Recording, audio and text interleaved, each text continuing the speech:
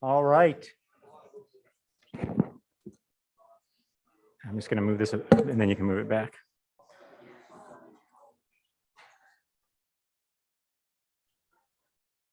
Okay, this is like a tight wire walking act here that we're going to get to see because we have a set of speakers. I will pause it between the speakers, so you're not going to have them run up here in between the slide decks. But basically the instructions are everyone got 5 minutes. They got 20 slides, so 15 seconds per slide. And we're going to let them share some of their awesome work they're working on. And so first up is Casey Chiappetta, who works with Pew, and we'll let her continue on, or we'll let them continue on. All right, here we go.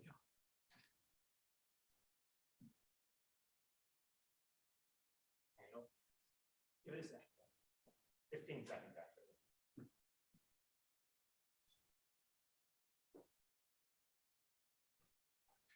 Building suspense. 15 seconds is a really long time. Did I actually hit the play button? Sure. Oh, I actually hit the play button. Okay. Yeah. Here, we'll try it again.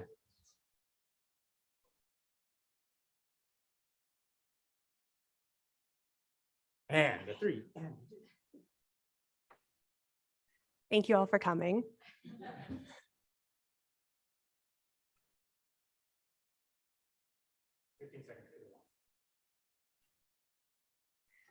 Welcome. My name is Casey Chiappetta, and I work with the Civil Legal System Modernization Project at the Pew Charitable Trust. Today, I'm going to be talking about how courts can and why they should rethink their approach to collecting, using, and sharing data, and how you play a role.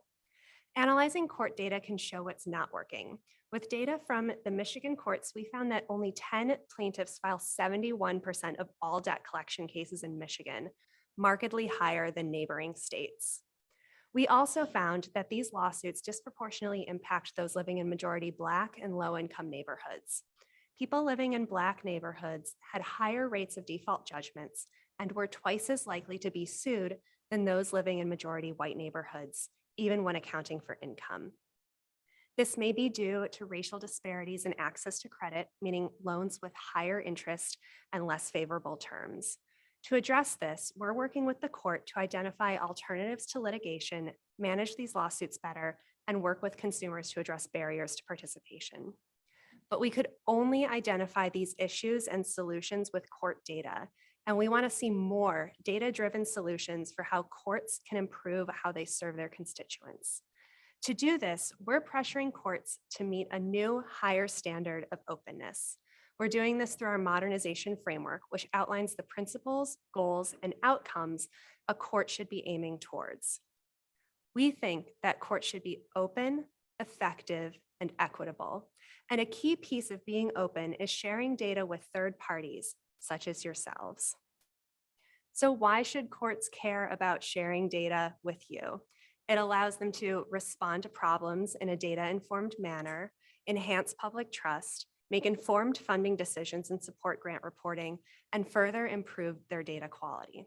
For example, our data partner, January Advisors, was able to give Michigan a data quality assessment as part of our work. They recommended things such as creating a debt collection case type to better identify cases.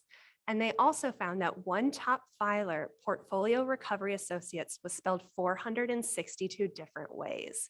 So January Advisors supported standardizing plaintiff names. And what's in it for you? High quality data allows you to conduct analyses to push for reform and be confident that you're accurately interpreting what's going on. So let's say this sounds great, you've bought into it, the courts want to share data with you, and you're ready to analyze it. What does it actually look like in reality, and how do you know it's working? The first outcome that a court should be aiming towards is, can third parties request court data, locate the rules for data sharing, and access a data dictionary? To measure whether the court is successful in achieving this, the court should One, use a standardized data sharing agreement that outlines the rules for using court data and the penalties for misuse. And two, receive a low number of questions from third parties about what different data fields means. This means having a good data dictionary. The second outcome is that bulk civil court data is easily analyzable by third parties. To measure whether the court is successful in achieving this outcome, the court should, one, share bulk data that is in compliance with accessibility requirements. Two, share bulk data in analyzable formats like CSV files, JSON, and not PDFs that have been scanned in 5 times. And three, use an API to share data securely. So I know that's a lot, and how have other courts done this besides Michigan?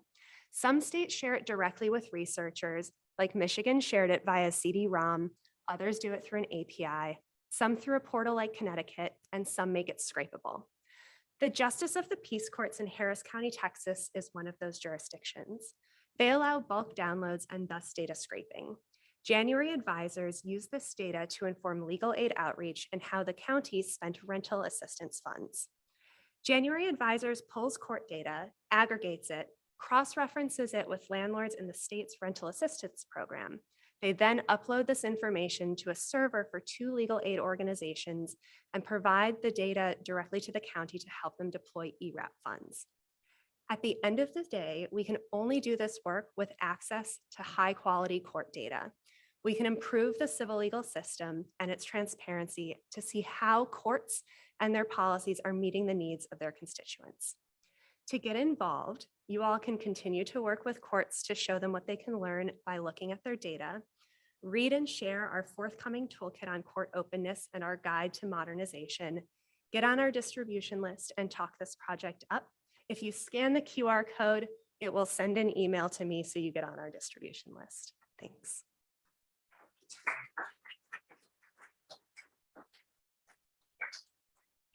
Can't see it. Thank you. All right.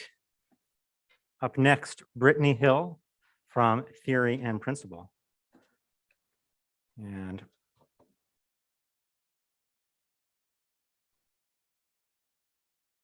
I wonder how many different jokes we can pack into 15 seconds.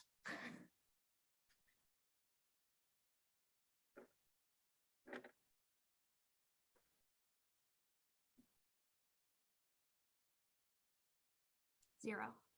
15 seconds. The first 15 seconds is the back. Oh, I think you might head backwards. How do we go backwards? Oh no, I just had a slide out of order, which threw me off. Let's just do this.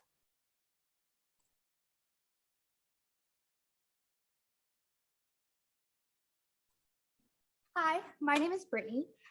Today I'm going to talk to you about building legal tech with and for people who don't speak your industry language and how adjusting how we communicate can help us build better legal tech products.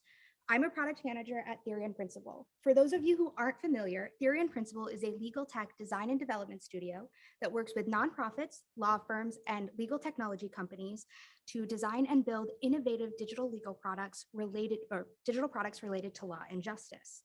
As a product manager, a big part of my job is relies on effective communication. I work with a client to understand their problem, identify how I can help solve that problem, and then make sure that everyone understands both of those things. But that's not as easy as it sounds.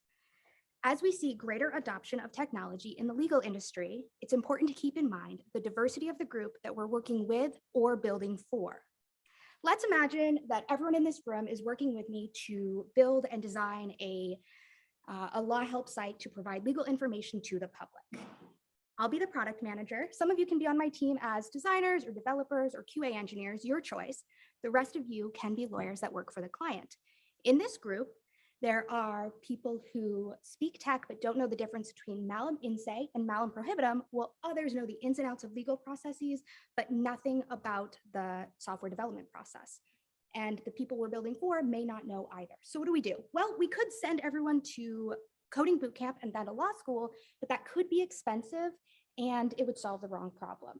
We don't need to make sure that everyone is an expert on everything. We need to figure out how to work within limitations of the group that we're working with. In order to do this, we need to understand the group. What are their needs, limits, and goals? And we need to adjust how we speak to them based on that information. We can use that information to adjust what we say. The information that a developer needs may not be helpful to the client, or worse, it could confuse them. And if I'm confusing lawyers, I'm definitely doing something wrong. Let's also keep in mind that some of our users may be low English literacy. So we should use plain language to adjust how we talk to them and make sure that everyone in the group understands what we're saying. Understanding the possible gaps in language, we should strive to use common language. By using words that are simple and clear, we can better understand the requirements of what we need to build and make sure that when we're working together, everyone is on the same page. In our example project, let's say that the client asked us to build a short questionnaire that surfaces resources based on selections that someone makes. We should use preset options that say things like changes at work instead of accommodations, because that's clearer to people who might be using the site. In addition to using plain language, we need to strike a balance between precision and accessibility. I hear that lawyers love to be precise, but when and how we're precise really matters. The people using this site will likely be overwhelmed by the legal situation that they found themselves in. It's not necessary to use specific language when more general terms will do.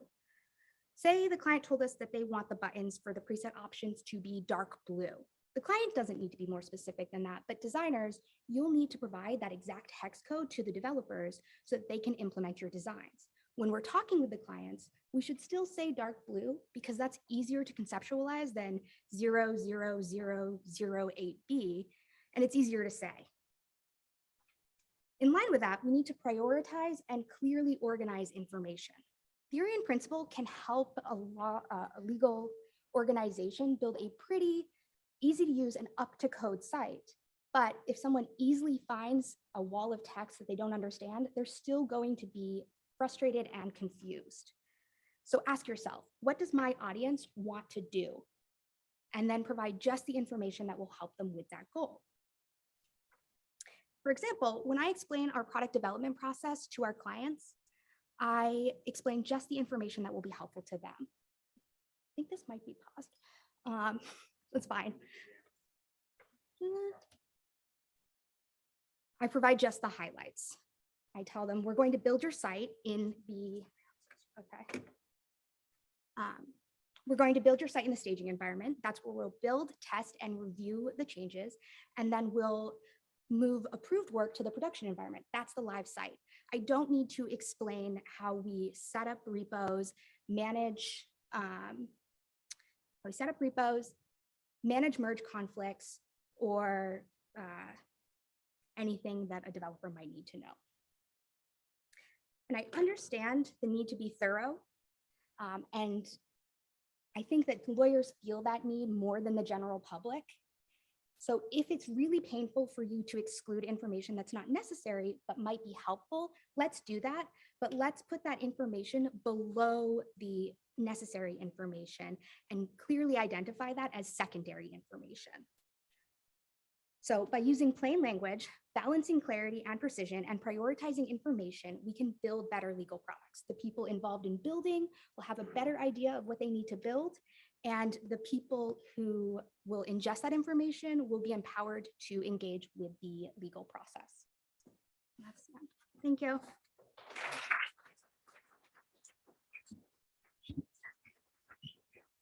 I just want to say, as another David, I'm very impressed with the gift game. All right, our next speaker is Thomas Innis, principal of Gibbous Consulting and partner at Ripples Group.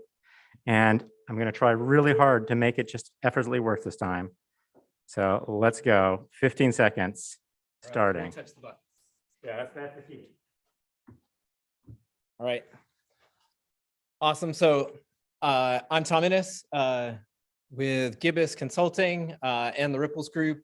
You may know of us through our work with the trial court We helped build the $165 million capital plan that is now changing IT at the trial court. Today, I want to talk about high legal help and our work with stakeholders there to really iteratively build something that we're really proud of.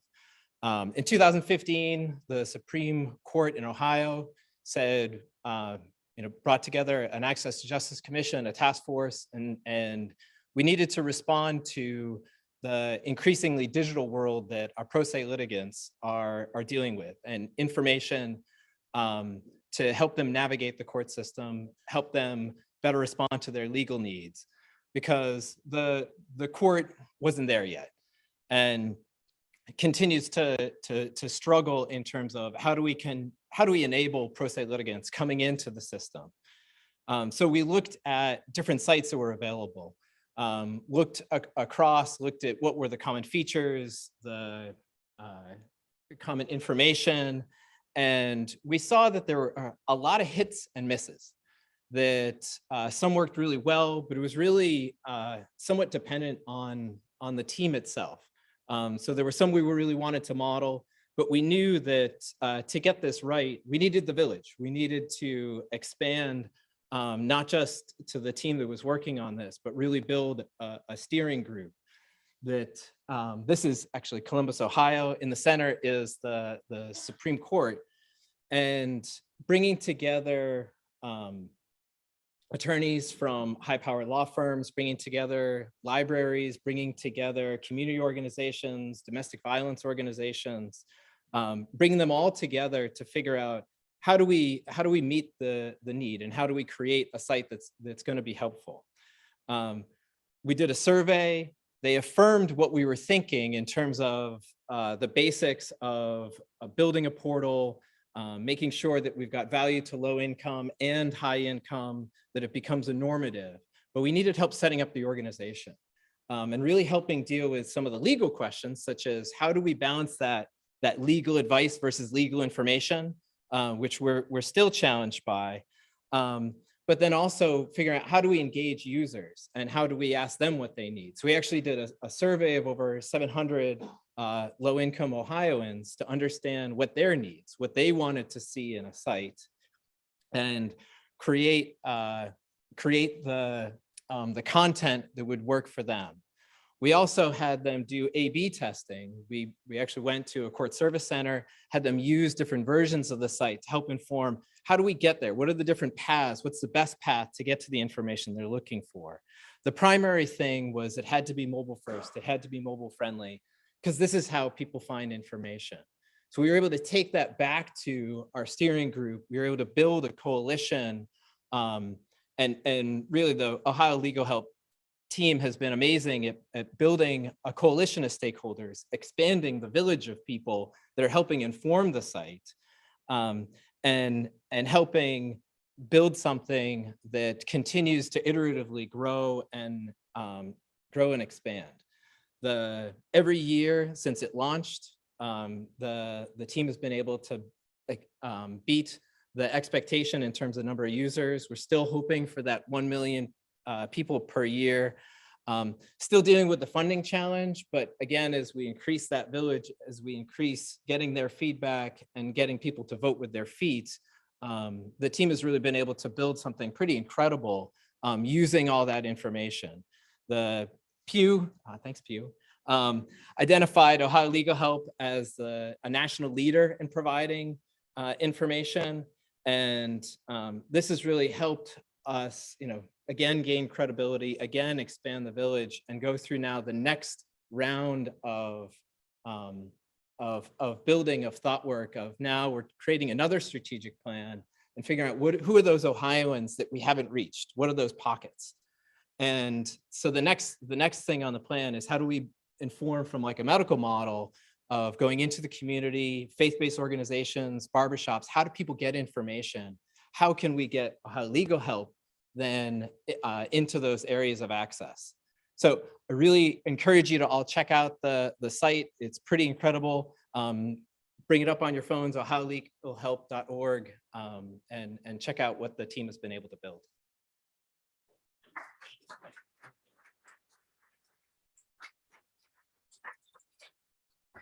All right, next up, we have Diego Alcala Laboy, who is an incoming professor of law at Widener Delaware Law School, although I know him from way back when.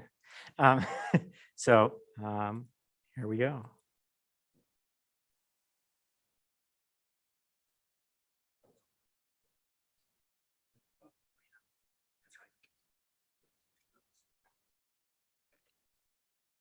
Good afternoon. My name is Diego Alcala Laboy. First of all, thank you, all the students and all the practitioners who've been up here. It's an honor to be here with all of you. I think I've followed a lot of you on Twitter when Twitter was cool.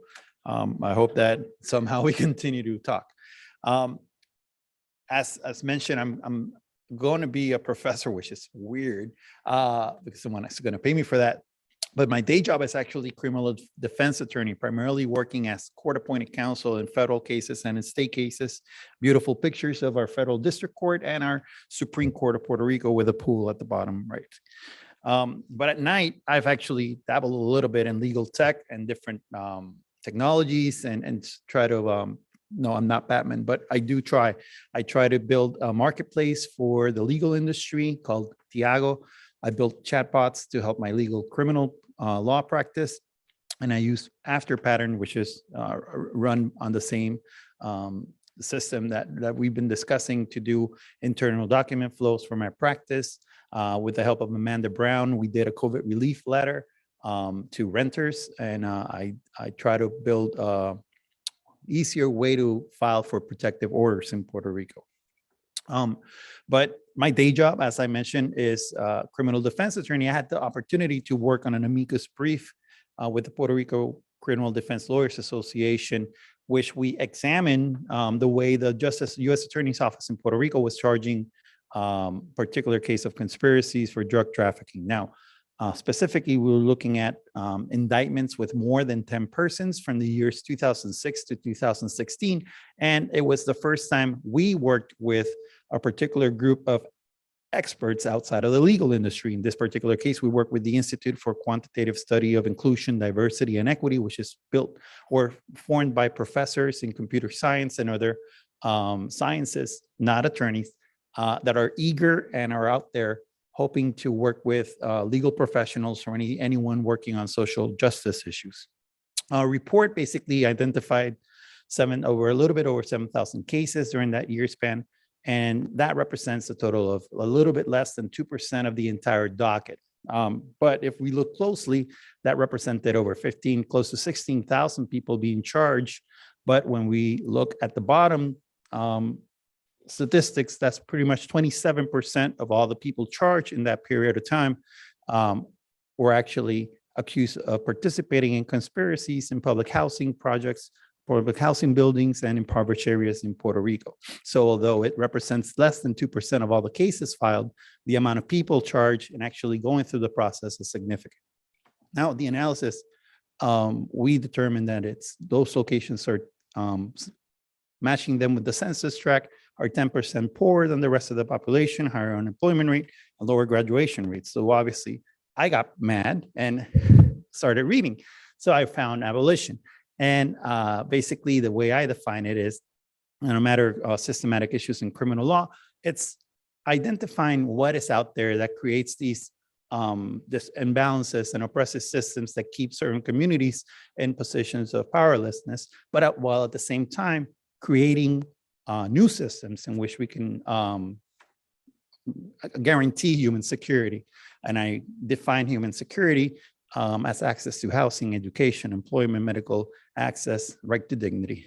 One of the things that I really enjoyed through the abolition movement is the use of what's called non-reformist reforms. Basically, is tackling the deeper problems and not just creating a superficial solution. And I would mention, for example, the use or the push to use body-worn cameras as a way to reduce police murders of civilians, which has not actually worked out the way it was conceived at the original point of view.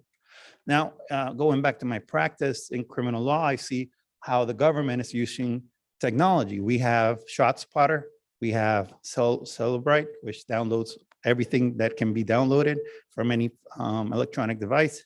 facial recognition software, and again, body cam, each one representing different technologies, each one representing particular risks. Thinking about this, we run into critical approaches to technology. So we have the different areas of sociology, such as digital media studies, feminist theory, and Black studies, thinking about how these technologies are actually implemented and how do they actually affect the particular people who are charged, and eventually I get to represent in federal court. Being from the oldest colony in the world, I figure, why not? Let's take a shot at this, and I'm going to use coloniality and decolonial theory when we look at the technology that we have. Some key concepts are colonization, which is the appropriation of land and resources; coloniality, which is, as defined by Professor Nelson Maldonado, the reproduction of hierarchies of race, gender, geopolitics, which were invented or instrumentalized as tools of colonial control for the purpose now that we want is decolonization, which is basically not only the return of the assets, but also dismantling the structures of power between colonizer and colonized. How do we do that? In the tech space, I gave a shout out to Professor Mohammed, Professor Marie-Therese Pin, and Professor Dr. William Isaac in their paper, Decolonial AI, which I can certainly link. And they look at how this theory can be implemented when examining technology. For example, they look at examining the centers of power. So for example, we can ask who builds these tools, who classifies the persons or whatever's going on, who controls the data, the technology. And we also can look at algorithms of oppression, which is the use of automated systems favoring one over the other.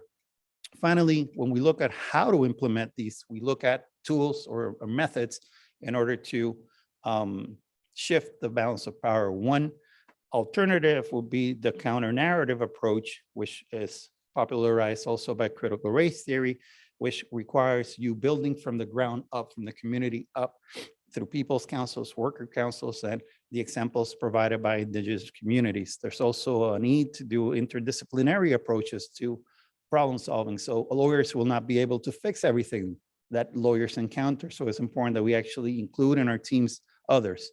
And finally, we need to question why we're actually building the tools that we are building, as opposed to having alternative that may be actually more effective. So that's it. Thank you.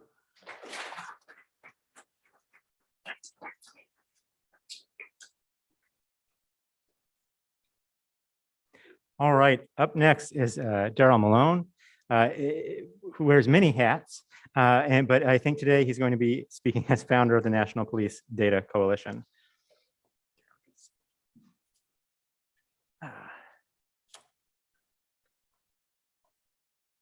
And I know I'm going to have to go move the camera to point up. Hey, everybody. Yes, Darrell Malone, founder of the National Police Data Coalition. Software engineer, no legal training, so hope you don't mind my interloping, but glad to be here again at the LITCon. I got involved in the legal tech space because I wanted to solve a pretty big problem, to improve police accountability through data transparency. So at the NPDC, our goal is to create a people's record to allow every witness person out there in the world to come together and tell their stories and move us beyond a system of using or relying on social media in some cases to root out problems to something that's a little bit more systemic and built for purpose. Something that's privacy preserving and is built around data fidelity. And critically, something that's controlled by the public and not controlled by police departments themselves. Now, the holy grail of making this work, to me, is to allow this sort of data that's coming from the public, or what's called crowdsourced data, to be used in court.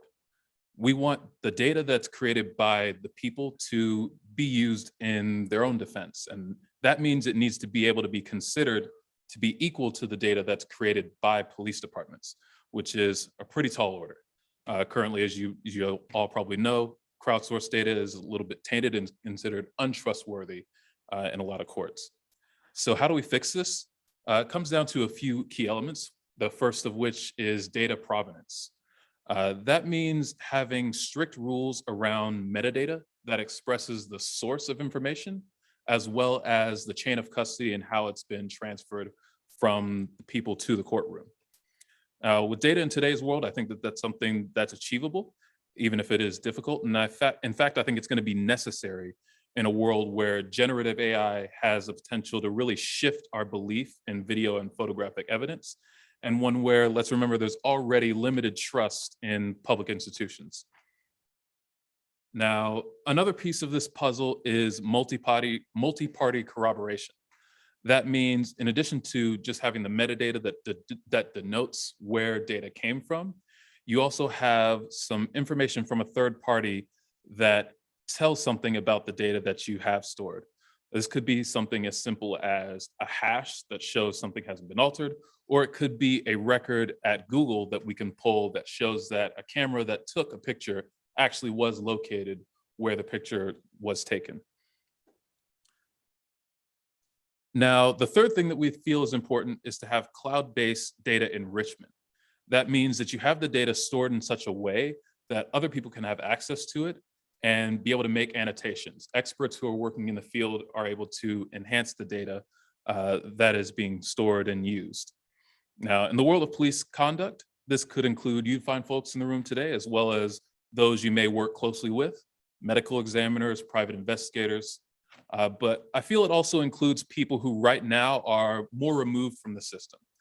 This could be groups like Good Call or El Grito in New York, who work directly with affected communities, or it could be journalists who are regularly filing FOIA requests and getting information about how, for example, police are using some of these different tools, ShotSpotter and things that Diego brought up. Chris Boyle, one of our board members, is a pioneer in the world of digitizing legal data.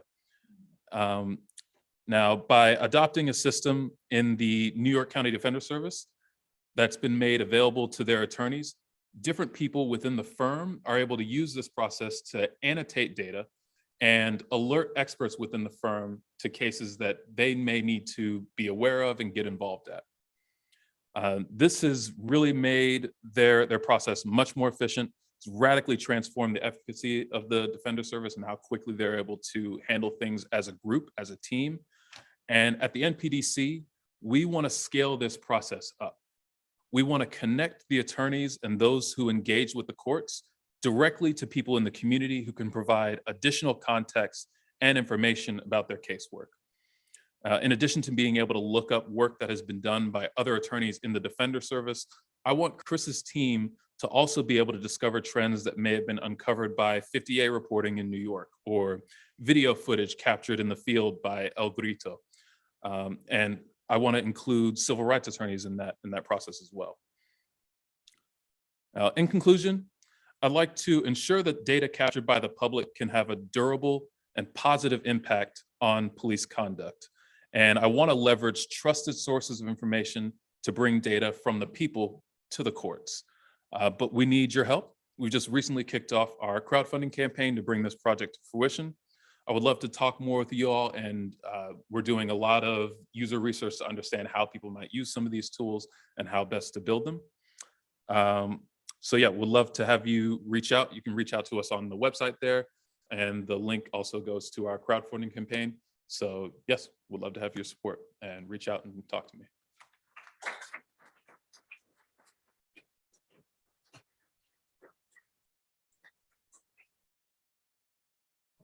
All right, one of the benefits of doing stuff at the lab is eventually you get to see people come back. So I don't need to look at my notes for Nicole because she was one of my students. So Nicole Siino.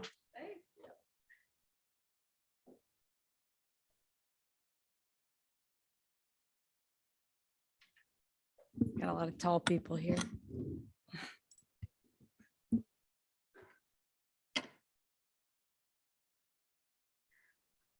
All right, any day now. All right, so today I'm going to talk about the importance of user engagement in technology adoption.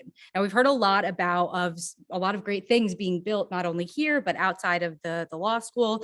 And at our core, we're problem solvers. So I want to start off by saying my name is Nicole Siino. I'm a 2018 Suffolk Law graduate. I was part of the inaugural LIT program here in the Juvenile Defender Clinic. I previously worked with law firms to implement enterprise-wide technologies, and today work with corporate legal departments departments on implementing no-code, low-code solutions. Now, I have many people in this room to thank, including David, for not only giving me the opportunity to try something new and cool in law school, but it really jump-started my career in legal technology. So thank you to those in the room who I've worked with.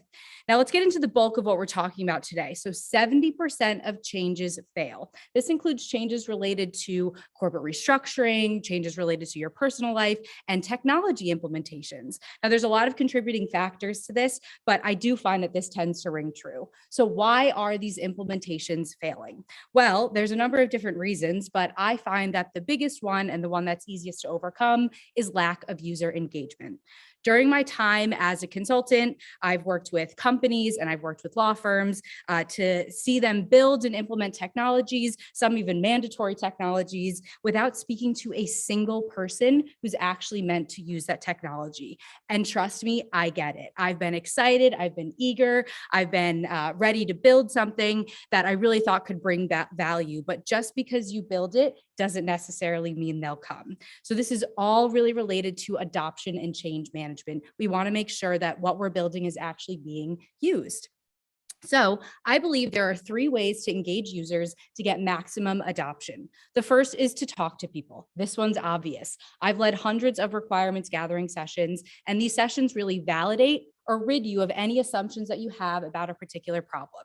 The second is to provide solutions. Users are really interested in seeing how their problems can be solved with what you're trying to implement. You get those easy wins. And then third is to invite the users to join in. Many users are willing and want to participate. So let's dive deeper into these 3 things. When I built the resource app here at the law school, the first thing that I did was I talked to my clinic colleagues, I talked to my clinic supervisors, I met with public defender, social workers, and really tried to understand what the problem is I was trying to solve. Making sure that all perspectives are heard is extremely important. A group in charge of policies could have very different requirements and expectations than an IT team or a knowledge management team or a library team, but you'll find that overall goals are typically very similar. The other thing is to think critically about who is affected and who else can benefit from this technology or new process. We're lawyers, we're trained to think critically. Take that forward as you're beginning to design, build, and implement new technologies in the legal space. Second point is to provide solutions. You'd think, hey, this is what we're doing here, right? But be explicit about it and don't just stop at identifying the problems. Users need to buy into the technology that's actually meant to help them. If they don't buy into it, they won't use it.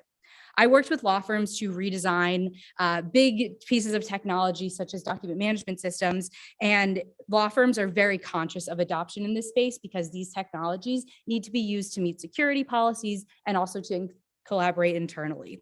I collected requirements by speaking with every corner of the law firm, and I would provide a solution to each one of the problems that they had relayed to me. This was a huge trust builder, not only in me as their implementation partner, but also in the technology itself. Third point is to invite users to join in. Lawyers and legal professionals, very busy people, as we all know, but you'd be surprised at the willingness of users to actually help you when it comes to implementing different technologies. This, once again, builds trust in the tool. Get users involved in user acceptance testing, or UAT. We've talked about this a few times today. One of my great mentors always says, you law firm, corporate legal department, you are the you in UAT. This is a critical step in any technology implementation. It's a great place to get users involved. Another great time to get users involved is during an early adopter program or during pilot.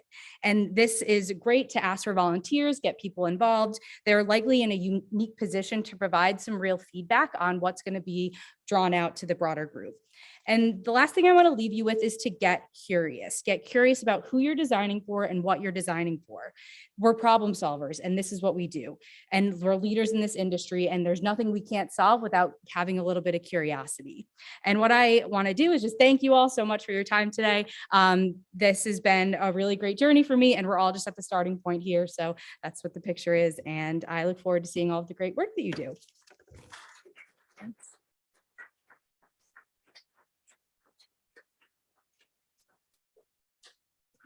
All right, well, up next, we have Becky Slogeris, Presidential Innovation Fellow at the U.S. Department of Justice, name checked earlier by our own keynote speaker. And here we go.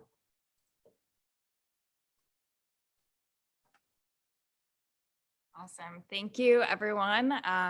My name is Becky Slogeris, and I'm a Presidential Innovation Fellow at the Department of Justice. And despite my fancy blazer, I am not a lawyer. I am a designer. I have gotten really good at faking it in these spaces. And today I want to talk about bringing something like usability testing into a legal organization and how you can make it work despite the odds. So in the design worlds that I come from, the process of creating something looks a little bit like this. There is just feedback and iteration baked into everything you do. You keep collecting feedback. Even when you think you're done, there's always more feedback to get. So imagine my surprise when I joined DOJ and their process looked a little bit something like this. You create something, you think it's brilliant, you get approval, and then you launch it. The end. That's the process. Anyone familiar with that? Don't be shy. Thankfully, at Civil Rights Division, as Dan mentioned, there is a growing community of people who are bringing things like usability testing into the organization to improve communications for both internal and external users. And if you are not already drinking the usability testing Kool-Aid, please find me or Dan afterwards, or any of the number of folks who have mentioned usability testing today, and we'll share why we think it is an important tool. But what I want to talk about today is the many barriers that we have faced to building this as a practice and the workarounds that we are trying. So barrier number one that I want to address, we've heard this come up already today, is this lawyers know best mentality. And there is important legal stuff that does need to get included when we're communicating to the public. But there is a fear that responding to user needs might dumb things down often. So I like to point to the new ADA.gov and how they have incorporated plain language definitions of important legal terms like substantially limits or major life activities into the website. You really can have it both. Barrier number two, confidentiality. This one is real. I get it. There are just some things that you can't share. You can't usability test until it goes live.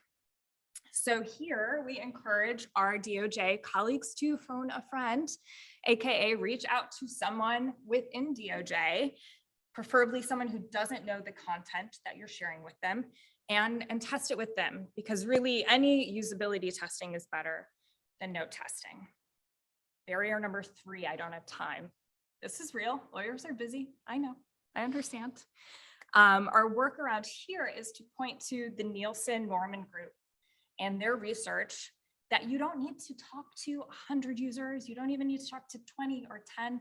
You can just do usability testing with 5 users. After 5 users, you start to kind of hear the same things again and again. We also have a public communications guide, as Dan mentioned, and we're adding a usability testing toolkit to it so that every time staff goes to do usability testing, they're not reinventing the wheel. There's a grab and go set. Sometimes barriers 2 and 3 converge, and you have confidentiality and lack of time that you're working with. And another thing that Dan mentioned is the plain language summaries of settlement agreements that our department is doing. In these cases, you can't do usability testing with the families that might read this document. Timing and confidentiality just doesn't allow for it. So what I'm really excited about here is trying to create a database of patterns, a la the US web design system, where we can get user feedback on common paragraphs, common sentences, and common designs. Barrier number 4, this is the trickiest, is being up against culture and the way things have always been done. And this is definitely still a work in progress. Dan can attest to this. We have been working to sort of build staff excitement around user research, but we need to also have the leadership support, or our staff will go out there, do usability testing, and then be met with, disagreement. So my collective design challenge for all of us, because I know I'm not the only one thinking about this, is how do we overcome these barriers and make usability testing sexy. And by sexy, I mean something that is desirable, feasible, viable in a legal organization. And I pose that to you all. I know we're about to go to a reception, so if you have ideas or fun hacks, please find me. I'd love to learn about them.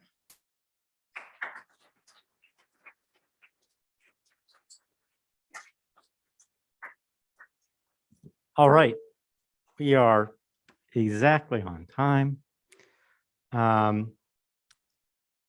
There is a reception that will start in 15 minutes upstairs on the 5th floor. So you just go, you can take the elevators right there up to 5, or you can take the stairs. I have a rule, it's under 7 flights to the stairs. Talk to me about it if you want to know.